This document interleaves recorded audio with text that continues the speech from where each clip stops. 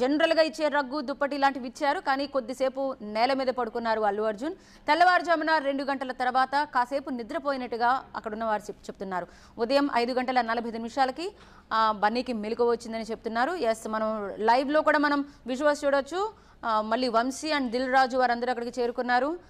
కాస్త వాళ్ళ ఫాదర్తో మాట్లాడుతూ ధైర్యంగా అండ్ వారు కాస్త ఉత్సాహంగా ఉన్నట్టుగా కూడా మనకు కనిపిస్తోంది.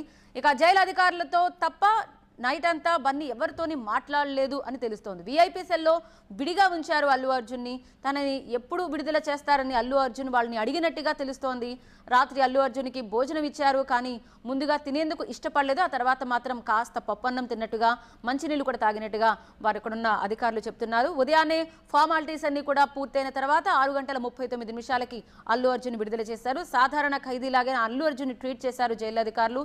జైల్లో బన్నీకి అండర్ ట్రయల్ ఖైదీగా యూటీ నెంబర్ 7697 జనరల్